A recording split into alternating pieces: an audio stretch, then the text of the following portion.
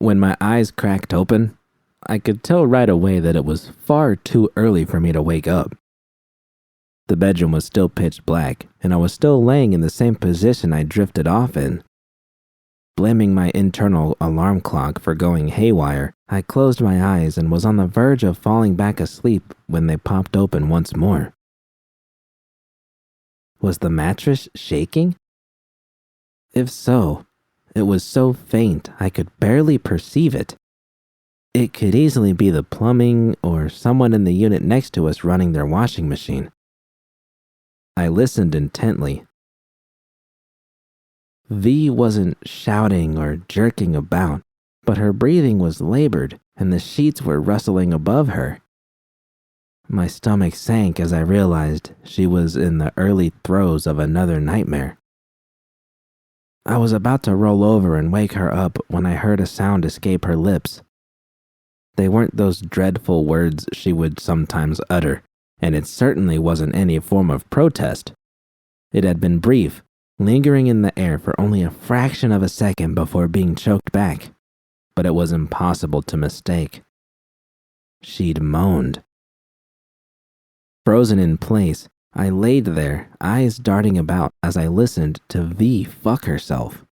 She wasn't close yet, I could tell that much, but she was losing the battle for discretion as her breathing had become ragged, her motions more urgent. I felt a horrible pang of guilt. We weren't supposed to be keeping things from one another anymore, yet she was masturbating right next to me as though it were a dirty secret. Was she fantasizing about me? Someone else? I had to know. I had to try to take that last step. With a deep breath, I rolled over. Everything quickly went silent and the mattress stopped shaking. But she was having a hard time controlling her breathing, probably wondering if she'd woken me up. I shifted closer and reached out, quickly settling my hand upon her waist. She'd remained motionless, unsure of what to do. And this was exactly where we would remain stuck if I didn't do something. She loved me too much to risk making me feel uncomfortable. Right foot, left foot. V, I whispered. Not waiting for a reply, I slid my fingers lower until they found the hem of her shirt. I tugged it out of the way and rested my palm on her abdomen, her muscles tensing as she undoubtedly wondered which direction I would go next. Judy, shh, I quickly cut her off. Just relax. But her abs remained firm as I moved higher and stopped just underneath her breast. Her heart felt like it was about to burst out of her chest. It had been weeks. She'd dealt with my puke, my blood, my tears. She fucking deserved someone who could love her as much as she loved, and I wanted to be that someone. You've always wanted to be that someone, haven't you, Jude? Because you know it'll pay off. This is how you can get her to love you. I forced the thought away and cupped her breast. V was nearly panting as I brought my fingers together around her nipple and gave it a gentle squeeze. Fuck, you don't have to do this, Judy. I leaned closer until my lips grazed against her ear. I know I don't have to, I countered. I want to. To emphasize my point, I pinched again, harder, and brushed my thumb over the sensitive nub. She whimpered and arched her back, pushing further into my touch. My own pulse was now racing as I kicked the blanket off of us and rose to my knees. In one swift motion, I straddled her hips and brought my mouth to hers. I'd heard V make plenty of noises before, but none like this. She was grunting like a wild animal, which, after having been pent up for weeks, wasn't far off the mark. And just think what you could do with this. Shut up! I slipped my tongue between her lips, and fuck. I'd forgotten how much of a good kisser she was, but I knew she was holding back. She met the flicks of my tongue but wouldn't probe any further. Her hands remained fastened to my waist as though I were a lap dancer and she was observing the contact limits set by the club. We had to get over this. She trusted me, and I was sure now that I could trust myself. More than anything else, though, I wanted to trust her, to lose myself in her. I pulled away and straightened so I could lift my shirt off. V shuffled beneath me and did the same. My arm bumped into hers as we both tossed them aside, causing me to chuckle. "Hang on," I growled. "Want to see you." I climbed off her and fumbled around in the dark, knocking something off my nightstand before finally finding my hollow. With a few swipes, the screen went dark and the edges illuminated in a bright shade of purple, casting enough ambient light across the room to see. Holy shit. She was heaving for breath, which caused those beautifully sculpted tits of hers to sway seductively before me. Even in the dim glow, I could plainly see her pupils were blown out, and she was eyeing me as if I were a fresh meal about to be served up at Blue. And it was impossible to miss the way the inside of her thighs glistened. Mine were as well. Biting my lip, I started to crawl back on top of V, but she stopped me. "Wait, do you want me to take care of you first, so we're not going too fast?" "No," I said, louder than I'd intended. V relaxed, allowing me to mount her once more. That same hungry look was still in her eyes, but there was something else behind them that gave me the impression I was being examined. In fact, I knew exactly what she was doing. "Remember? You didn't give her enough credit. She's looking for anything she can find, and if you don't shut her up the only way you know how, she's gonna find something to hold over you. Get ahead of this, now." "God damn it! Why the fuck can't you shut up and let me be me? I'm not you." Her brow was beginning to narrow. I had to do something, fast. "Judy, wait." But I was already snaking my way across her body, planting kisses along her abdomen as I worked my way lower. Her scent was strong enough it made my mouth water. I could almost taste her already. Earn her fucking love. I was stuck. Her throbbing pussy was just inches from my face, aching for my attention, and I couldn't move a fucking muscle. Why was this happening to me? Why couldn't I? "Judy, what's wrong?" "Nothing. I'm just savoring the..." "Shit, I can't do this." "Stop." The command was as firm and unyielding as V's grip when she reached under my arms and urged me up, pulling me back toward her. For a moment, I found myself face to face with her. And just like that, everything collapsed. Eyes burning, I buried my face in the crook of her neck in shame. "I'm sorry." "No, don't say you're sorry, Jude." V wrapped her arms over me and squeezed me tight. I wasn't crying yet, but I was about to bawl my eyes out if I didn't get this out of me. I don't know why I can't do this," I whispered. "I want to, V. Please believe me." "Of course I believe you." V ran her fingers along my scalp. "It's just gonna take some time before you really know that you're ready." "Well, how fucking long will it take?" I hissed, wincing at the bitterness in my voice. "Days? Weeks? Years?" A chill suddenly shot up my spine as the truth finally sunk in. It would take years. 18.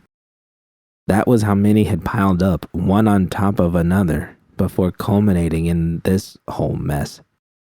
To lift away all those layers of abuse, self-inflicted or otherwise, could take just as long, perhaps even longer. There's no shot clock on something like this, and honestly, there shouldn't be. Jude, there's not going to be some switch that goes off one day where everything suddenly becomes sunshine and rainbows. It's taken me years to get this. Hey, don't cry, baby. But it was too much, and I couldn't stand it any longer. This wasn't how my life was supposed to turn out. "This isn't fair," I managed between sobs. I don't know where to start." "We've already started." V carefully shifted out from under me and laid on her side so she could drape an arm over me and pull me close. We'd spent so much time crying as of late that it felt like second nature. We? Yes, we. Let me ask you something. Would I have noticed something was off about you a few months ago? Would you have said anything if I hadn't noticed? We both know the answer, just like we both know I'm in a better spot now. And that's because of you. We're together in all of this shit, and we're talking now, really talking about the shit that matters, bringing us closer together and all that. I sniffled. Maybe she had a point. It was laughable to think I would have ever told V anything that had happened to me a few months ago, not in the state she had been. Since then, we had both dredged up things about our past we'd been all too happy to sweep under the rug. There was a lot of shit under there, and I could be fair and admit that I'd contributed the lion's share of it, but at least it felt like we were finally trying to clean it all up. But how could I stop the monster inside of me from throwing more out there? It wouldn't matter how much we talked things out if I kept adding to the pile. It's horrible, I said. This shit, I can't stop myself from thinking. Tell me. No, don't tell her. I can't. I tried to bury my face in the blanket, but V was one step ahead of me. She cupped my cheek so I couldn't turn away. I had only scratched the surface when I told her how I thought about things. She didn't have a fucking clue how bad it really was. Judy, tell me. I grimaced as the truth found its way to the tip of my tongue, and an awful tug of war began. I could lie and make something up, or even shut down completely and not say a thing. But then I would be giving up and turning my back on all the progress we'd made together, and I refused to go back. I refused to sink. V waited patiently for me as I finally forced the words out. I kept thinking, fuck, I'm sorry, V. Kept thinking to myself, how can I use this? You're so worked up and eager because we haven't fucked in weeks, and all I keep thinking about is what can I cash it in for? God, I'm fucking hideous.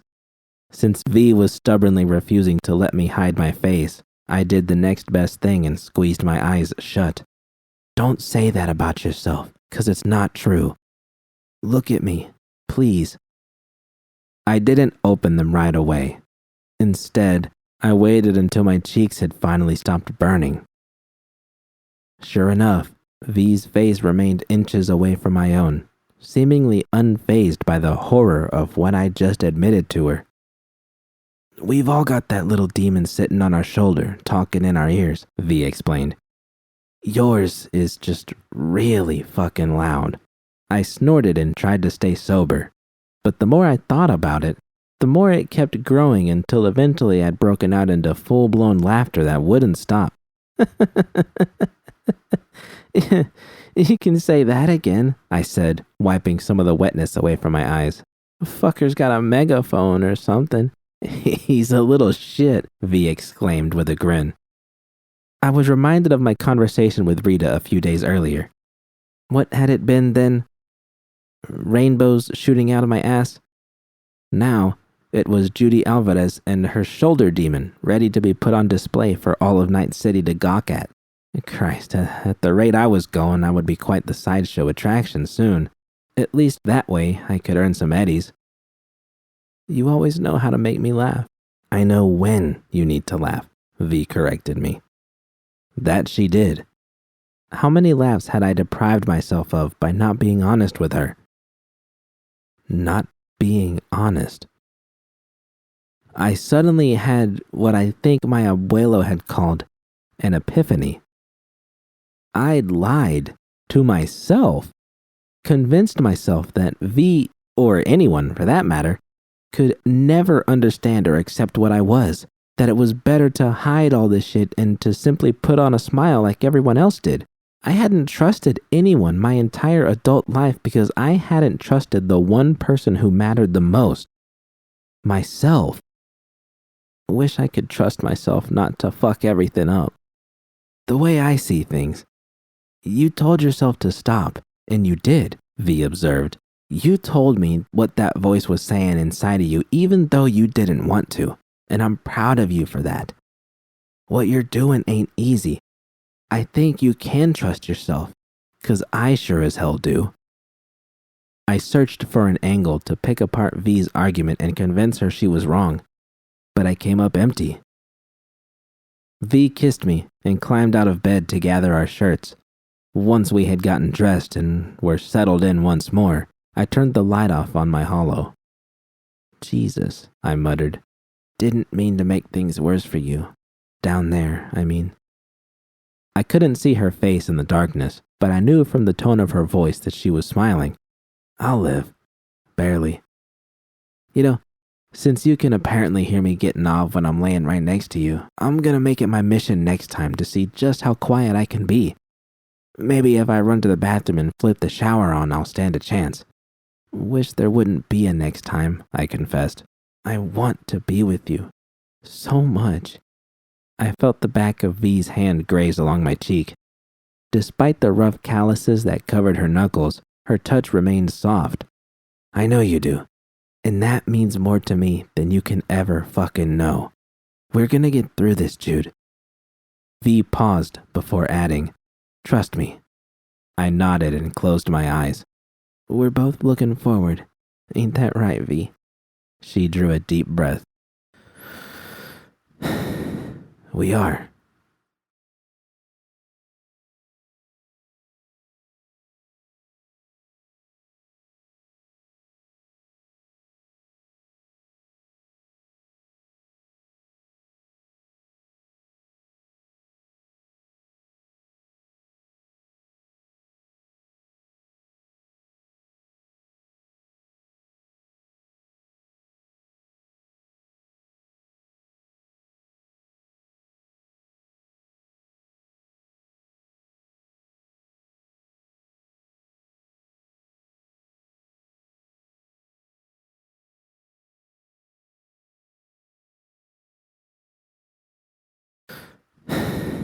We are.